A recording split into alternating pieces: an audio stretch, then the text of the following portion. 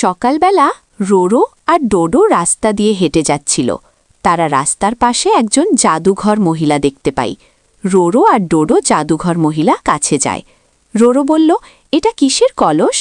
জাদুঘর মহিলা বলল, এটা জাদুর কলস। এই কলসের কাছে যা চাইবে তাই পাবে।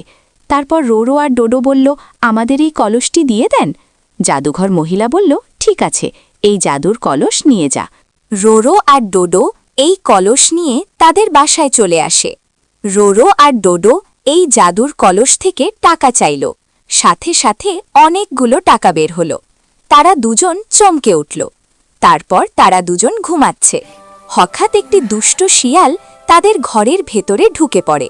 শিয়ালটি তাদের জাদুর কলস চুরি করে নিয়ে যাচ্ছে। সকালবেলা রোরো আর ডোডো ঘুম থেকে উঠে দেখে তাদের জাদুর কলস নাই, চুরি হয়ে গেছে। তাই কান্না করতেছে। এদিকে শিয়াল জাদুর কলসকে বলল, টাকা দাও।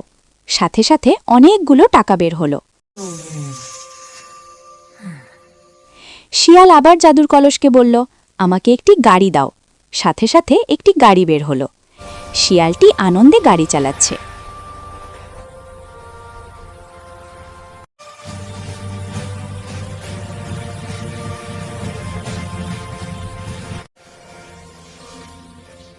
শিয়ালটি রোরো আর ডোডোকে দেখে সে চলে যায়।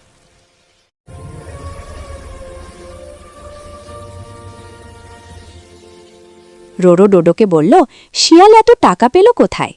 ডোডো বলল, শিয়ালই মনে হয় আমাদের জাদুর কলস চুরি করছে।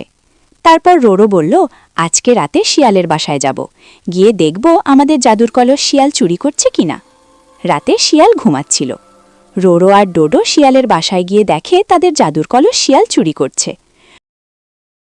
রোরো আর ডোডো রেগে গিয়ে শিয়ালকে বলল, আমাদের জাদুর কলস দিয়ে দাও। শিয়াল বলল, আমি দিব না। শিয়াল রোরোকে ধাক্কা মেরে ফেলে দিল।